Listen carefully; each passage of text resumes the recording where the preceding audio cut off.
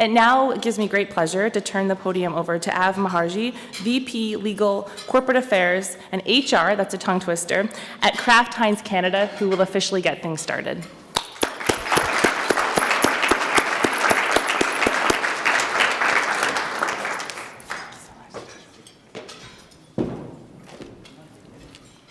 Hello, everyone. Thanks, Natasha. And thanks to the Economic Club for hosting this very, very important event.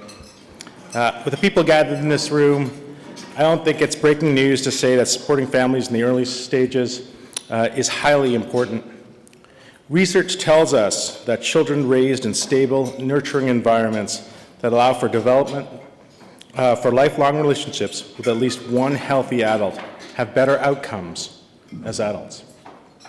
It's also vitally important to have a deeper conversation about supporting adoptive, kin, and customary care families, which is why we're here today. This panel discussion brings together insightful, compassionate, facts-based, and determined voices that are focused on raising healthy kids and stronger families. Kids and families who may be outside the often narrow definition of family portrayed in the media.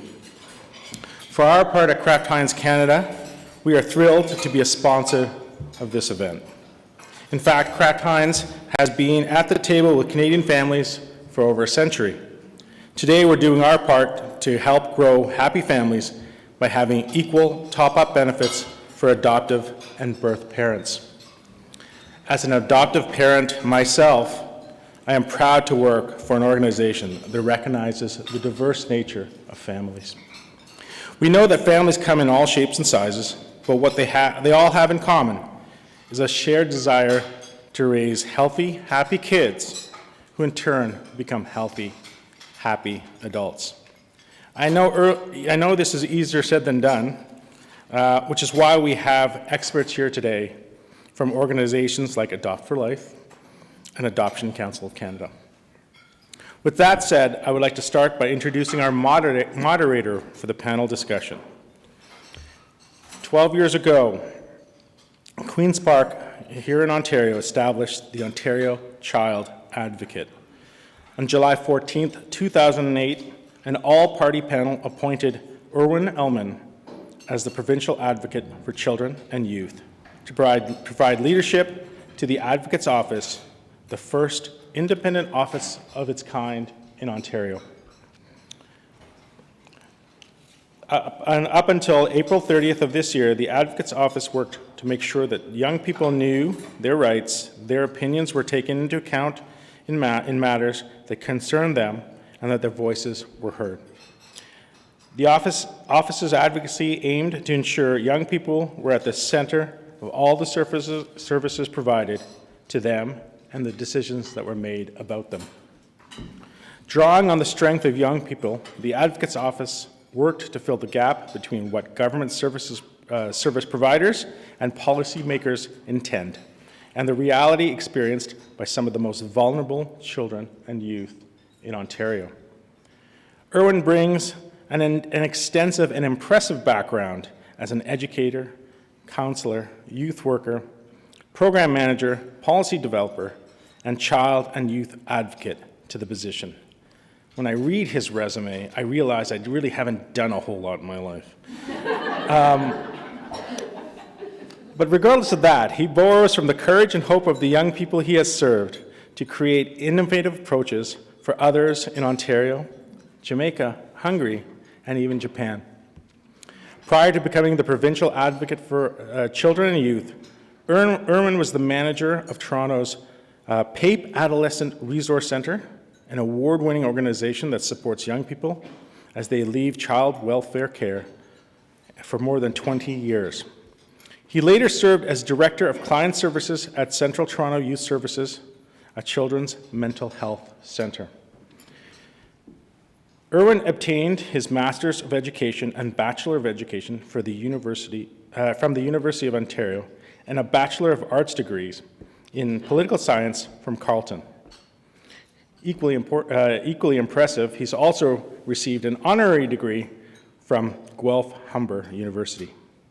Recently, Irwin received the Janusz Korczak Award from the Janusz Korczak Association of Canada. He was made an honorary member of the Canadian Pediatric Society and received the Advocate of the Year Award from the North American Adoption Council. He was also awarded the Stand Up for Kids Award by the Children's Aid Foundation of Canada. Erwin lives in Toronto with his wife and 2 children. Please join me in welcoming Erwin.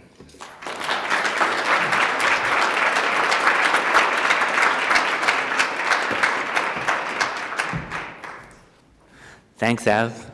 I wasn't sure when that was going to end and if we have time for the presentation. You can come up and keep going, though. No. By the way, I wanted to say thank you to Kraft for taking a step of organizing this. And I asked Av, so I'll help answer the question you're all wondering, because he's with Kraft. He's a crunchy guy, not smooth. I was smooth myself, but thank you. Yeah. And thank you. I'm about to introduce our panelists, and thank you to them for inviting me here to be with them, to walk alongside them. They're fierce child advocates, and I'm just honored and privileged to walk beside them and stand with them as they move this agenda forward. So I'm going to call them up one at a time. So Julie, I'm supposed to say this with a French, I know, she just told me, don't say des Patis. Julie Despatie, who is, thank you, the Executive Director for Adopt for Life. And next, we have Carolyn McLeod, who's the Professor and Chair of Department of Philosophy at Western University. Kathy Murphy, who's the Executive Director for Adoption Council of Canada. And Jessica Vanderveer, who is a youth advocate and an older child adoptee herself. And we're privileged to have her with us. So I'm going to sit down. I am Mike. I forgot. Hold my hand, Jess, if I need you. So I have a script, and I'm going to try and stay to it. And I feel a little like Donald Trump with the teleprompter with the script, because I'm not very good at it, which is why that last remark, why they gave me a script. So I just want to say something about the issue and frame it a little bit, and then I'll ask everybody here a question. They can give their thoughts, and eventually we'll get to the audience if you have questions as well. You know, adoptive families have long experienced discrimination when it comes to Canada's system of parental leave benefits. You might know that benefits are split into 2 kinds of leave. The first type is 15 weeks of maternity benefits, which are only available to women who have given birth and reflect the recognition that these women need time to recover from that very physical experience. I think they added that because I'm the only man on the panel and I had to understand that. I knew. The other 37 weeks of standard leave are available to those who are newly parenting children, birth dads, moms, non-birth dads, and moms, including adoptive parents, and those who are welcoming children into their home. There are other kinds of families besides adoptive ones that provide care and homes to children, kin led by grandparents, aunts, uncles, older siblings, and customary care families in Indigenous communities. These families are entitled to 37 weeks of standard parental leave when they pursue formal adoption or commit to permanency for the children in their homes. For families who are created through adoption or kin or customary care, that first year in which children are in the home is so crucial to bonding, to creating permanency, a sense of place, a sense of belonging, a sense of home. From a child's point of view, I think it's really important to understand that every child, no matter how they enter into a home or a family, deserves the same length of time to bond with that family, to belong, to feel comfortable, every child. That doesn't exist in Canada yet, today, and that's what today is about. Everyone on the panel today has been touched by adoption. In fact, everyone in one way or another who's been speaking to you. And so we bring that expertise of lived experience, but also a wealth of knowledge of systems and service and research, and that's what we want to get to today. I hope I did it justice, because it's so important to me to walk well with you. So Julie, yes, your first question. You know her, Executive Director for Adopt for Life. And she founded Adopt for Life to focus on supporting permanency for adoptive families after she and her husband adopted 3 older siblings. Adopt for Life has grown to also support, in a very short time, kin and customary care families, and later partnered with Western to create the campaign, Time to Attach. So Julie, what does it mean to the community of parents that you represent to have those additional weeks, 15 weeks of time for attachment leave? Erwin, it's a great question, because 15 weeks in addition would make a total difference for families. You have no idea what families have to do in 35 weeks. They have to learn about their children. They need to learn how to console their children. Do they like to be touched? Do they like to be left alone? How do they create that relationship with them? They not only have to learn how to parent, they need to learn how to educate the people around them. They need to learn how to teach teachers how to interact with their children. They are in IEPs. They have so much work. And on top of this, because they want their children to grow and heal, they have to look for therapists, adoption competent therapists. They need to look for speech therapists. They need to look for what kind of therapy does my child need? Does he need a play therapy? Does he need an art therapy? Does he need a musical therapy? What fits my child? And all of that is day in, day out. And for example, our family, we grew our family through 3 older children. They were 8, 11, and 13 years old. Don't know if that means anything to you guys, but having 3 triplets, all different age, all talking back, can be overwhelming for parents. So, and they make us grow through, a lot of struggles, because they have experienced so much loss and trauma in their early age.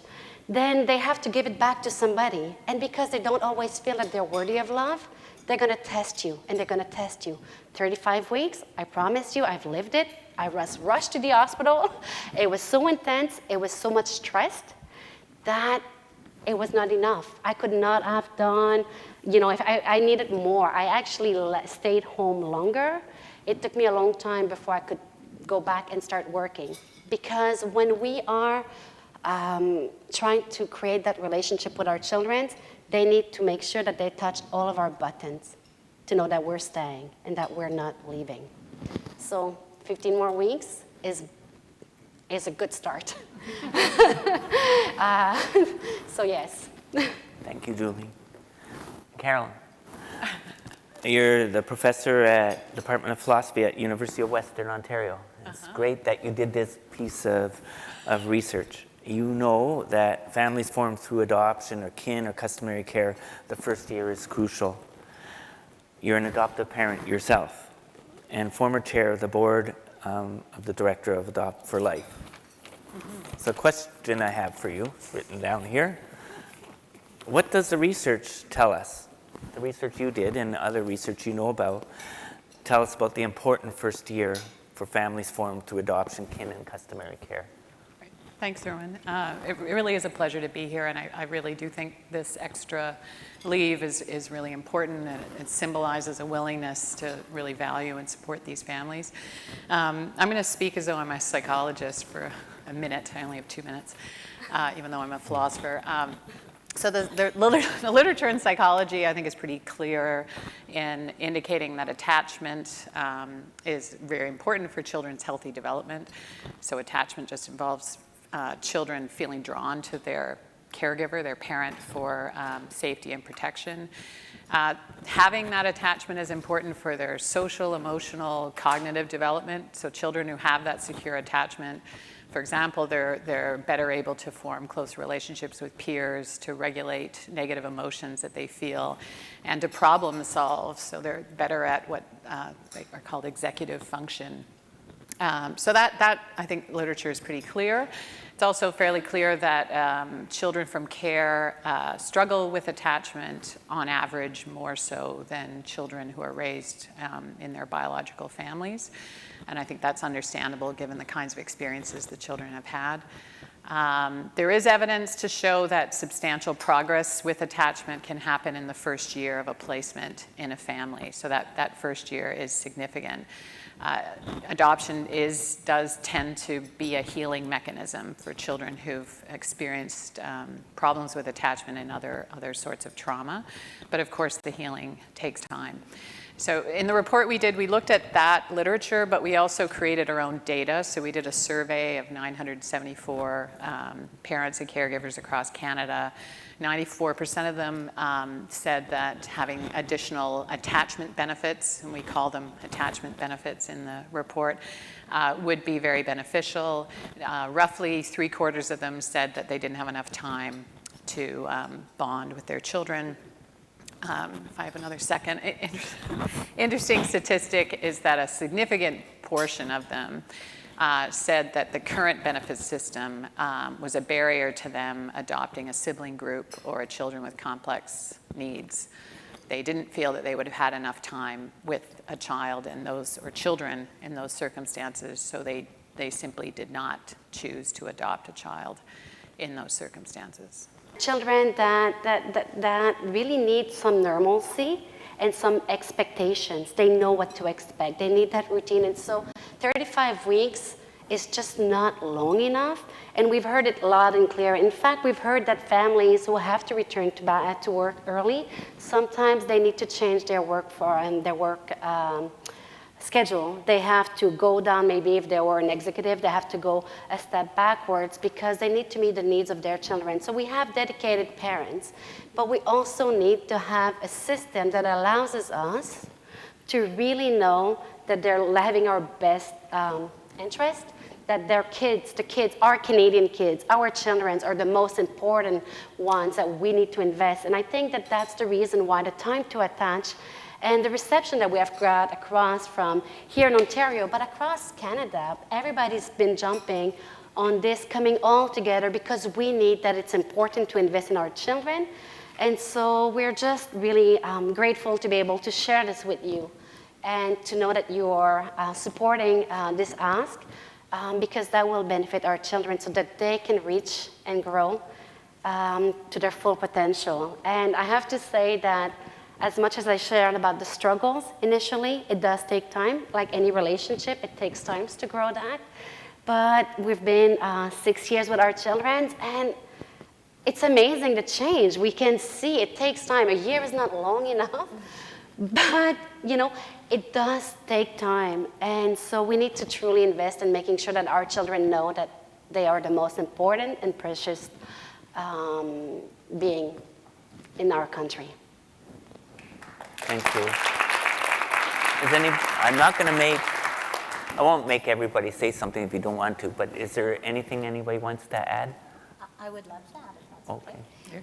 So we are working very hard, but we need your voice. So I'm calling on all of you in the room, as well as our partner agencies right across Canada and the provinces and territories, to contact your local MP to tell them that this issue is important to them and that you want to make sure that the system is equal for all families.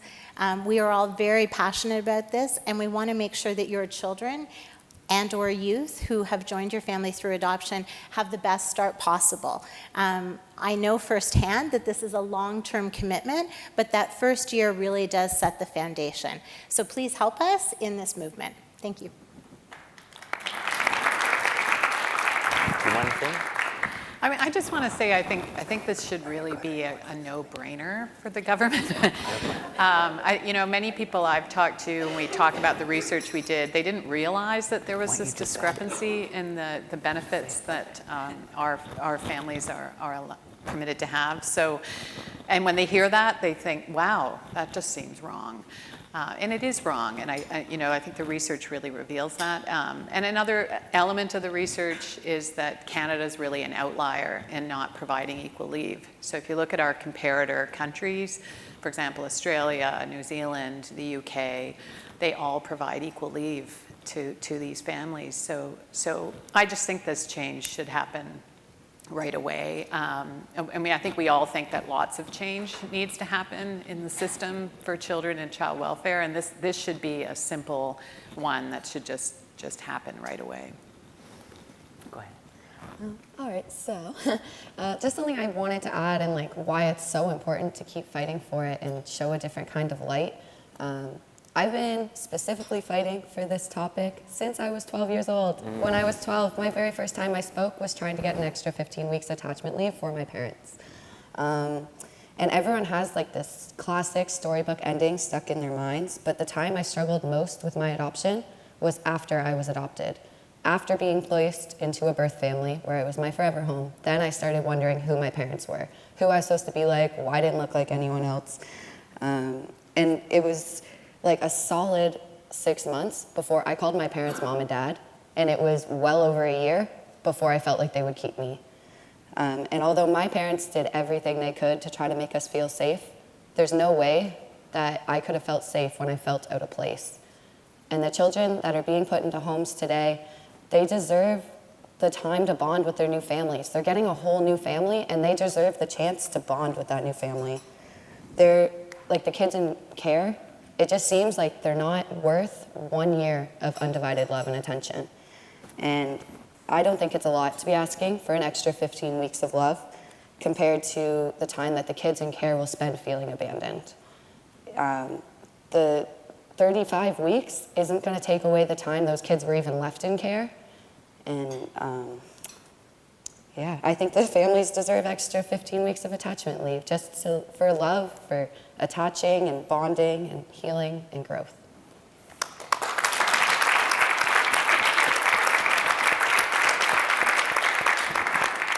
I think you call that a mic drop. Boom. 15 weeks of love, right? Yes, I think so. Yes. If I could add as well, it's important that we recognize that our kin families and our customer care families are just as dedicated and committed to the children that come and join their family. In fact, unlike us adoptive parents who have worked towards growing our family through adoptions, customer cares and kin families are suddenly asked to take children into their homes, and they have to fight for every support and services. So we really deeply hope that when the time to attach becomes legislated, that kin and customer care families are equally benefiting from this. I just wanted to make sure that is strongly a message that needs to be heard. Thank you, Jean. That's really important message. We have time. I can ask one more, or let me ask the audience if they have a question. Okay. You mentioned in other countries, I think you were talking about globally. Can you tell us a little bit more about, or any specifics about what happens in other countries in terms of leave? So there's a copy of the report on every table, and there's a chart. I know you're not going to want to get into all the details, but on pages 15 and 16, you can see a chart. I think we can look to these other countries as models. So one is New Zealand. New Zealand has what they call primary carer leave. And that's all they have. It's just that category of leave, and everyone qualifies for it, regardless of whether you're adoptive parent, kin, what we would call customary care. They don't call it that in New Zealand. And they make it very clear that you can have that leave, whether your family is formed through adoption, what they call home for life, and a Maori word that I will not pronounce properly, but it's a Maori word for permanency, essentially, for Maori children. And that's very clear in the legislation, that every family formed in that way qualifies for primary care leave. One area where I don't think New Zealand is a good model is that they limit the leave to people who bring children into their homes, I think you have to be age 6 or below. We disagree with that in the report. We think there's ample evidence to suggest that if you adopt an older child, you should have that extra time as well. So I don't think they're a model in that regard, but in terms of the language they use and how inclusive their leave is and how equal it is, I think they're a good model, and I think the UK is a pretty good model too. But you can look at the details on page 15. Or you even know the page. Yeah. Kath, what's the risk of not doing this? Well, the risk is adoption breakdown, and none of us want to see that happen. So we need to invest in our families. We need to invest in children. Older children will take longer to attach. We know that. And if the children who are now being placed in families are mostly older children and sibling groups and children living with special medical needs, then we need to support those families to do the best work that they can to create environments that are safe and accepting and loving. And families need our support long term. You know, as an adoptive parent, the commitment is lifelong, and we truly need this support in order to meet our kids' needs. Thank you. Now we'll go to the audience. And it's hard to see with the light, which is why I'm doing this. But somebody, I hope, has a mic. Yeah. Hi, everyone. I'm also involved in Adopt for Life. I've been working on this issue for a number of months, and I was wanting to ask the panel if maybe from each of your perspectives, if you could maybe speak to some of the mental health impacts that having attachment leave might have, and if we do not have attachment leave, if we continue the way that we've been continuing for so long, what might the mental health impacts be for our kids, for our parents, and for our communities? Who wants to start? We'll take that. Well, post-adoption depression is something that is not well known, but it is definitely something that is experienced with several parents. When you bring children into your life that have experienced trauma, and you also have trauma as a parent, those traumas can be re-experienced and reawakened, and that makes it very difficult. So I think that having support for the parents longer, like having parents being able to receive post-adoption support, therapy, is really, really important. And when you have a bit more time to even come to realize that belonging to a community of parents that are experiencing and caregivers that are sharing a similar journey might be able to shine that light on what you may be experiencing and wondering about post-adoption depression, sorry. That's really, really important. But I think as well for children, children will have different ways of experiencing their traumas, and it would reflect in many ways. One of the things that is really interesting is that a lot of teachers, professors, they think that children have ADHD, that most of our children have ADHD. But sometimes ADHD is really developmental trauma. It's hypervigilance and difficulties in sitting quietly, remaining, because they're always on lookout and all of that. So even learning this as an adoptive parent and a caregiver takes time to be able to understand. In fact, at home with our child, we used to use this sign, which says, like, don't flip your lid. So that was our comment, like a little sign that was a very polite way to say, stay here, buddy. and that is something that, it takes time to get there. So for families that have to go back to work quickly, there's a lot of missing opportunities in learning that could create longer challenges for the attachment in the long run. And for our children and youth, we really build trust through the routines, the structure, and the stability of our families. And that takes time. That doesn't happen overnight. And our children and youth who join our families through adoption or another form of permanency like kinship care or customary care will continue to test us. They're living every day with developmental trauma, and we as their caregivers are supporting that and supporting them.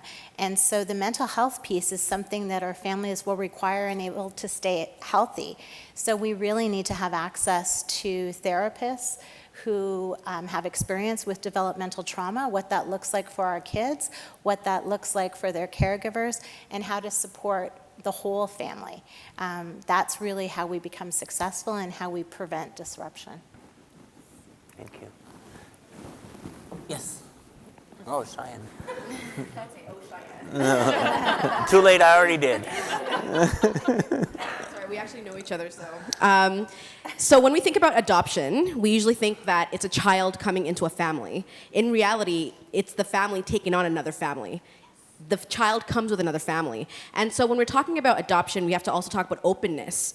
And when we're talking about openness, how does having inequitable access to parental leave affect your time to attach while also taking into consideration the openness model that is so prevalent now and mandatory, I think. I think closed adoptions don't really exist anymore. How does that affect your process and your journey in terms of attaching to your kids, but also the child's journey in terms of attaching to the new family, but also figuring out where does their first family exist within this system?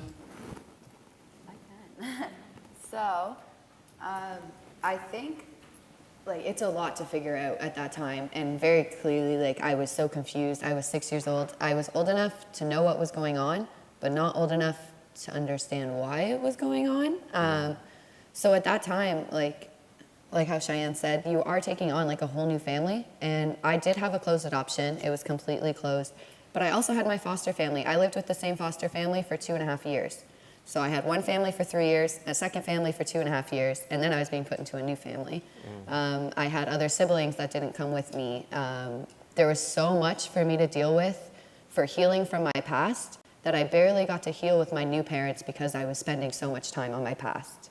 I got put into a new place to deal with old stuff, and then by the time I finished the old stuff, my parents were going back to work, and it was time that I didn't really have time to deal with, okay, these are my new family, how do I feel about that? It was more so, I just lost so many people, I have to recover from that. Sorry, can someone also just define openness for Yes, open and closed adoption. So open adoption, you have connections to your birth family, whether it's like monitored or not monitored. You can talk and have connections, I guess. And closed, I had none of that, so I couldn't speak to my bio family. I had closed adoption with my foster family as well. So after I was adopted, I had no connections with anyone from my past lives. And being a part of an open adoption is so important for our children because it really bridges their past, their present, and their future. But it is a challenge as an adoptive family because open adoption also means that you may have contact with extended birth family members, and that is a huge gift for your child, but it also takes longer for the claiming period to happen then for adoptive parents and also for our children. So it's not that you shouldn't work through those things, but you bring up a really good point. That's also a reason why we need probably much longer even than the additional 15 weeks attachment leave. But, you know, it really is family to family and figuring out those relationships and how to be respectful of everybody within that. I think it's also important to note that so some openness is court-ordered, and those orders come into effect right away, usually. I know that's true in Ontario anyway. So the adoption happens, and there's court-ordered openness. So during that time when the child is adjusting to your family, they're also having contact with, it could be a foster family, it could be birth family, it could be siblings, biological siblings. So that, I mean, I think the people we surveyed indicated that, you know, although they feel, many feel that's important, it can disrupt that attachment process. It can make it more difficult. So they value it, but at the same time recognize that it can make that process of attachment tricky. And also, openness is really important because when our children have healthy attachment with other parents, other friends, family, neighbors, other grandparents because they were through foster care. Fostering those relationships will help them strengthen their attachment. And as adoptive parents and caregiver, it is so important that we focus on maintaining those healthy attachments so that they can continue building and they have a base. So, but it is tricky and it does take time, but openness, at the end of the day, it's not even an option nowadays. We have internet, kids are curious, so it is something that we need to learn to work together because we know that ultimately it is in the best interest of the child to know where they come from and to have access to that, and it needs to be done in a loving and supporting way. Is there any other questions from the audience? Oh, thank you. I'm just curious if there's been any research done on the economic impact on adoptive families post adoption. And I'm asking that because my wife and I adopted 2 children 15 years ago, and we had our leave, and then we both went back to work, and then within a couple of years, I had to leave my work and go home because of the needs of my children were so intense. And I think that there's a bit of an economic disparity between adoptive families often, who the parents, one or the other, it's not really a choice to stay home. The needs are so high sometimes that somebody has to be there to take care of the needs of the children. So I'm just wondering if there's been any research done that kind of identifies that economic disparity kind of in the long term. I'm not aware of any research like that. I mean, one thing we have discovered is the population of adoptive families and customary care families in Canada is very understudied. So we struggled to find, we struggled to even determine how many children were placed in families in 2018. We couldn't get the data. So some of it you can see that in the part of the report in section 4, I think. Some numbers we just had to guess at. So we couldn't even figure out how many placements occurred. So I would guess that the answer is there is no research. We had an economist at Western look at data that could help us determine how much the government might save if they gave this extra 15 weeks of leave. So we say in the report, we kind of guess how much it's going to cost, but how much will they save?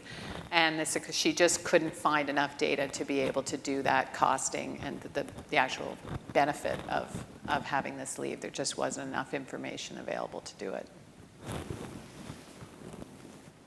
Laura, just quickly to add as well.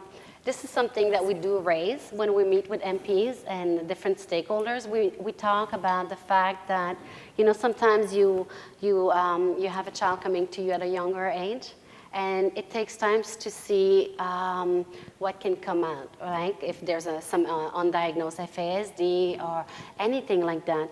And so we raise this because it is something that is challenging, is having a security of employment that would allow you to stay, but take a leave of absence for a while so that you can help your house stabilizing.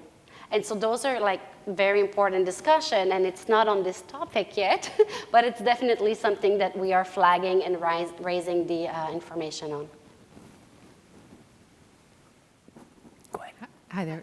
My name is Genevieve Carr. I'm an adoptive parent who admittedly 4.5 years ago looked at the 37 weeks and thought, holy, we get that? Really naively as our 5-year-old came into our family, and so felt like it was a very generous leave. 4 years down the road, I'm quite convinced of the value of an additional 15 weeks. Like, we really naively at the end of 37 weeks said, okay, well, off we go. Here's your after-school program, and here's your caregiver, and here's someone who's going to meet you at the bus, and we'll get you, and we'll see you around 6. And we're 4 years down the road and realizing that's tough. So I'm grateful for this. I'm embarrassed at my naivete at the time, but appreciate the opportunity, and I'm compelled also to write to do, I can write a letter to my MP and to the minister who's named who's going to be responsible for this when the time comes. I was impressed to see it as a commitment in the platform of the government that's forming government right now. what are the plans beyond letter writing campaigns? As a public servant, I know they have some influence, but not a ton. What are the plans going forward for advocacy to hold the government to its commitments? I can just say that we have, this is a third time we've come to Ottawa on this topic. So we came last year twice and met with MPs, and we had, at least sort of 12 meetings each time, and from different parties. They were very supportive, and we think, we pat ourselves on the back and think that that's what led to this issue getting on the platforms for the Liberals and the Conservatives. So we have done that work. I think there are plans to return again. And I mean, we're planning on coming back in 2020.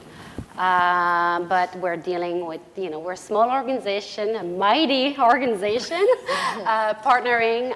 We're hoping to continue this work with our partners across Canada. We'd love to see, like having the federal implemented is one thing, and then we need to move to the provincial. So this is a call to action, and as our friend Erwin says, we're not stopping here. We're going to keep on going, and we're going to see this through. But we will have more plans, so just give us a bit of time. Let's see if we can have some sponsoring as well, supporting us around and continuing our work. And yes, I'm addressing you. Sorry, Av. But yes, we are definitely, and we're actually here as well we know we have experts in this room. And first of all, thank you for being here. Thank you for sharing our passion and supporting us by being here. So if you have any advice, if you have any key stakeholders, connection that you think we should be meeting with, please, my email is julie@adoptforlife.com, number 4. So email me, reach out to me. I would be delighted to meet with you. Kathy and I and Carolyn and all of our team of Time to Attach, our students at Western, everybody has been driving this, non-stopping. As I said, we're tiny organizations. Not talking about Western here, but we are a tiny organization, but we have been wanting to see this happening, and we really are committed to seeing this. So Geneviève, truly, we're not stopping here. We're going to see it coming. And truly, the call to action is to write to your local MP and then your local MPPs, because this will hopefully be brought in as federal legislation and then will trickle down to each province as well. So that really is the call to action, really and truly. And that, we believe, has the greatest effect as well. Our representatives need to hear from us. So there's more information about that on the Adopt for Life website. There's also a timetoattach.com website that has a get involved little button that you can click on to give you some information. Have you drafted the proposed amendments? We've indicated which elements of the legislation need to change. That's at the back of the report.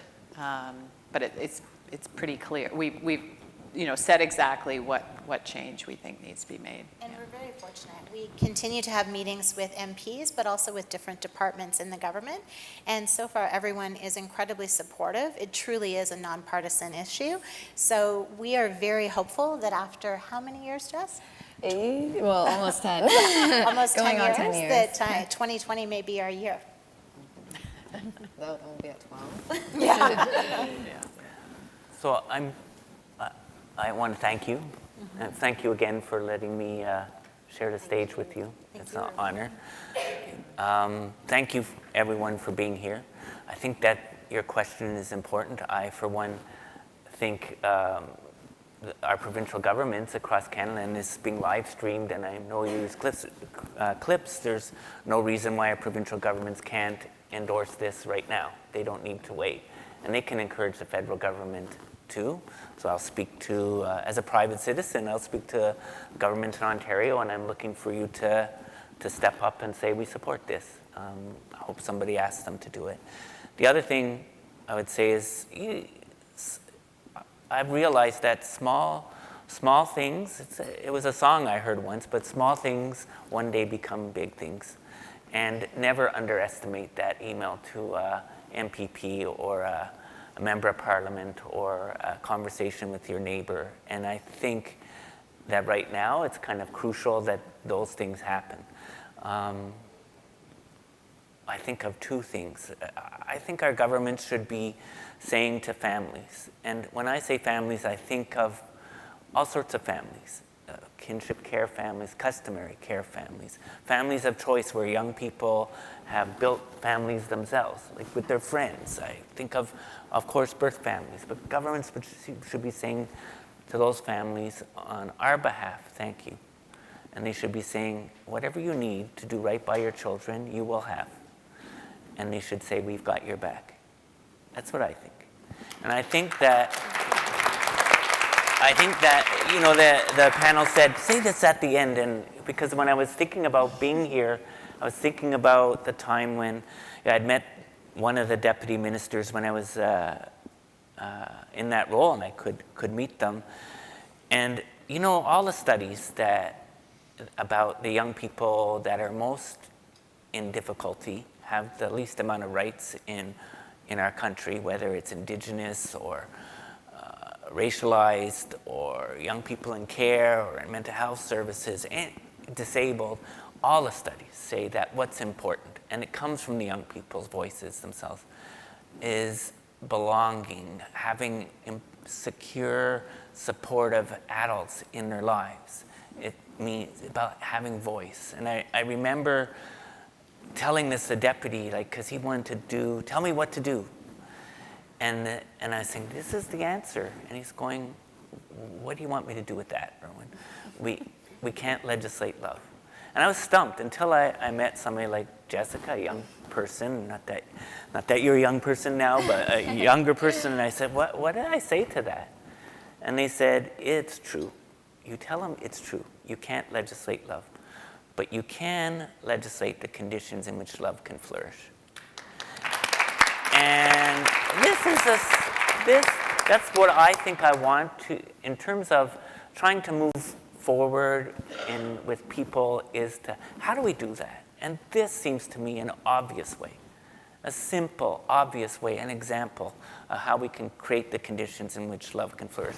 You said it so well, create the conditions of those 16 weeks of love for kids that need it. Do it now. And I invite anybody watching, anybody here, any politician, I invite them to join. Build Canada in a way that we can all be proud of. So thank you for having me.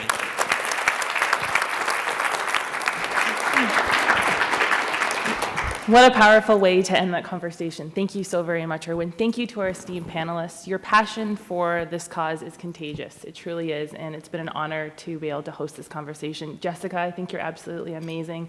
Being a youth advocate, everything that you're doing, you're courageous, your vulnerability, sharing your story. Thank you. Thank you very, very much. Thank you very much to Heinz Craft. Av, thank you. Again, thank you to all of you for attending. Thank you to our volunteers. Thank you to the youth that are in the room today. I hope everyone has a wonderful rest of your day, and you'll be hearing from us. Thank you very much.